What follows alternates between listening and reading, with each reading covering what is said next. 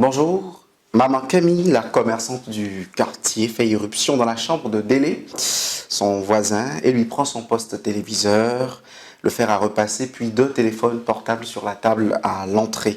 Je les ai saisis, s'exclame-t-elle, tant que ce débiteur insolvable ne va pas me rembourser mon argent, je ne lui retourne pas. C'est bien. Elle lui ajoute en face, considère que toutes ces choses, surtout dès le début de semaine prochaine, deviennent miennes si tu ne me paies pas mes 150 000 francs, une dette qui dure depuis 6 mois alors que tu as promis de me rembourser exactement 2 semaines après. Comment Délé peut-il s'en sortir? Réponse dans cette émission.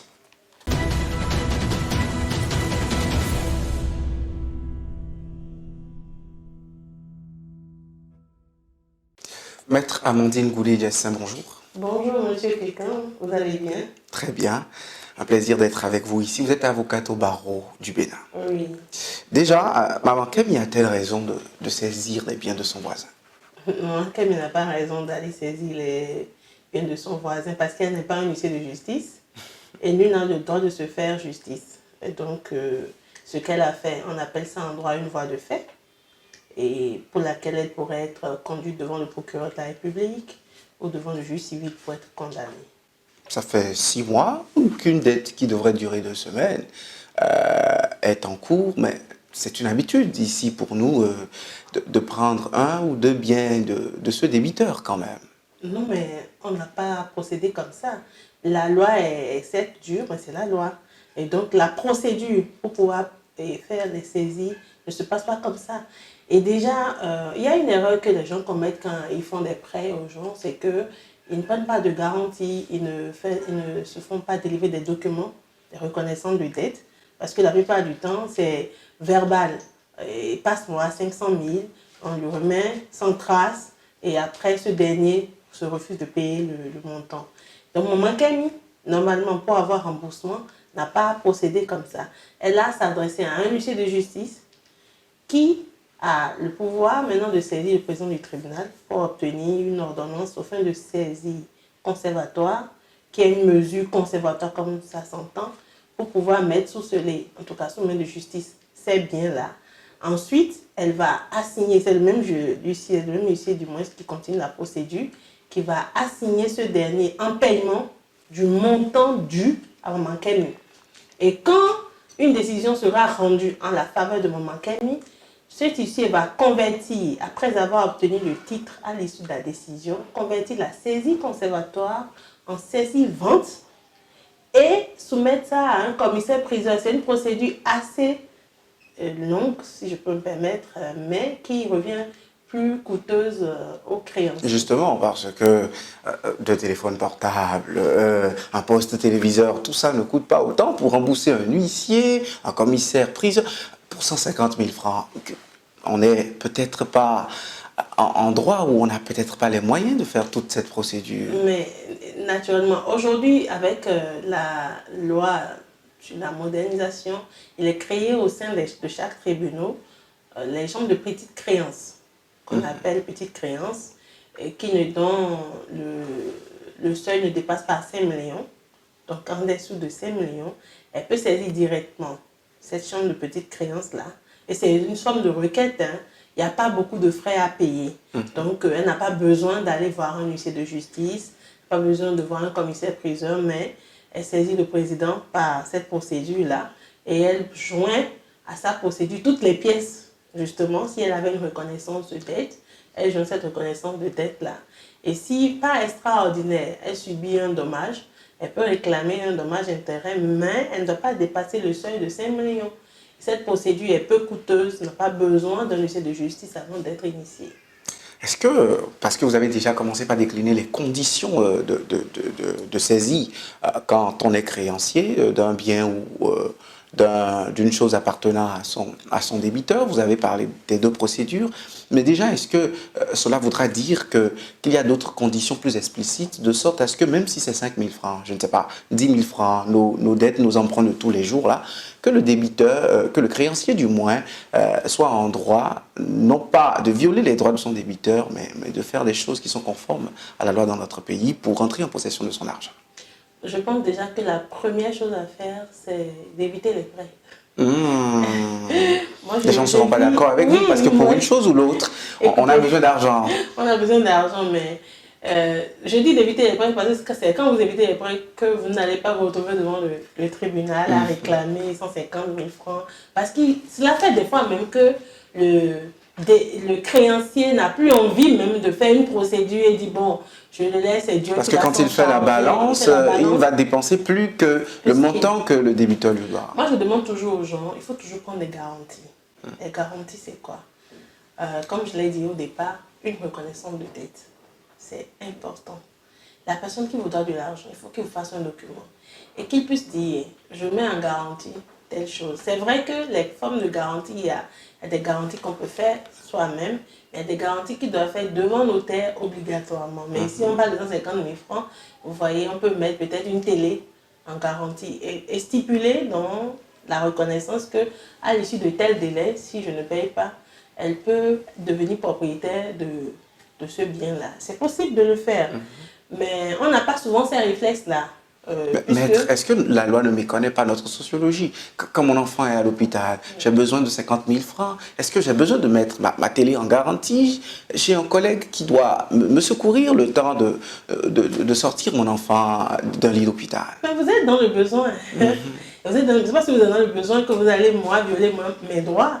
Donc, autant vous êtes dans le besoin, autant moi, je prends des risques quand je vous remets mon argent. Parce que, écoutez, l'argent ne se cueille pas sur un arbre. Et donc, c'est à l'issue de plusieurs peines que moi aussi, j'ai pu avoir cet argent-là. Je comprends votre peine, je comprends votre difficulté de l'instant. Mais je vous en prie, permettez également à moi, créancier, de pouvoir récupérer mon argent. Donc, je pense que c'est à juste titre que le créancier pourrait prendre ces garanties-là pour que demain, cela ne soit pas difficile pour lui de récupérer son argent. Et moi, je dis souvent aux gens, si vous avez la possibilité de faire des prêts au niveau des institutions financières, c'est plus sécurisant. Et aussi au niveau des microfinances. Aujourd'hui, il y a beaucoup de microfinances qui font le système financier décentralisé. Je ne suis pas souvent satisfaite par leur mode de fonctionnement parce qu'ils génèrent trop d'intérêts aussi, qui reviennent très coûteux pour la personne, le débiteur. L'un dans l'autre, je pense qu'il faudra quand même trouver que la loi, parce que ce n'est pas la loi qu'on peut régler tout ça. Si peut-être une loi est votée dans ce sens, pour organiser le prêt d'une manière bien déterminée, que ce soit en matière civile, que ce soit en matière commerciale. On sait que lorsque tu fais un prêt, il faut nécessairement que tu t'offres ces garanties-là avant d'aller. Même si tu es dans l'urgence, les conditions doivent être prévues dans la loi. Et comme l'une est au-dessus de la loi, on sera obligé de s'y soumettre. Et aussi, il faudrait qu'il y ait une sensibilisation. Parce qu'on peut avoir la loi sans qu'il y ait la sensibilisation. Bon, on dit nul n'est censé ignorer la loi, excusez-moi. Nous, vous et moi, on essaie de comprendre. Mais le citoyen lambda, qu'est-ce qu'il en sait? Il ne sait rien. Et après, on lui oppose, nul n'est censé ignorer la loi, alors qu'on n'a même pas fait de vulgarisation, il n'y a même pas eu de communication, de sensibilisation autour de cette loi-là. Donc, je pense qu'il y a beaucoup de paramètres quand même à envisager dans ce contexte. Je crois que c'est ce à quoi nous remédions dans cette émission pour droit en question. Maître, je parie que c'est courant ce genre de cas. Délai, il est déjà fautif pour n'avoir pas vite rembourser une dette et voilà que son créancier ou sa créancière viole la loi. Comment il fait pour se défendre dans ce cas, pour lui encore ne pas s'enliser dans cette histoire? Bon, je veux dire à délai déjà, comme je le disais au début, ne fais pas de prêt délai. Et vous allez me dire, mais on ne peut pas vivre sans prêt. Je vais demander à délai, dans les fois à venir, s'il doit faire des prêts, déjà que ce soit des montants consistants et qu'il puisse avoir des garanties de remboursement. Parce que si lui-même, il ne peut pas, qu'il puisse amener une caution. La loi lui permet de désigner quelqu'un qui est solvable, qui peut servir de caution. Et ce dernier viendra garantir le paiement pour dire, écoutez, en cas d'insolvabilité de délai, moi, je pourrais payer le montant, quitte à lui de se retourner après comme délai pour pouvoir obtenir remboursement. Le maître, si délai avait un bonhomme si gentil ou philanthrope dans sa famille, peut-être qu'il n'irait pas voir maman Kemi pour lui poser son problème. Peut-être que ce dernier n'a pas voulu lui passer l'argent. Vous savez, on est en Afrique. Hein. On aime même bien être des cautions que des prêteurs. Justement.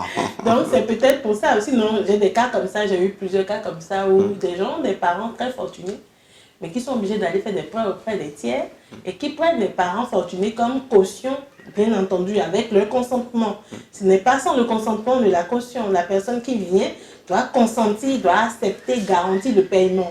Parce qu'en cas d'insolvabilité de délai, on doit être en mesure de lui retourner, on doit être en mesure de retourner au créancier son argent. Puisque l'autre, lui, travaille pour avoir son argent. On ne va pas le priver parce que délai est insolvable. Donc, voyez un peu que délai arrête de faire des prêts déjà dans un premier temps. Et s'il doit faire des prêts, qu'il ait des garanties de remboursement pour rassurer ses créanciers.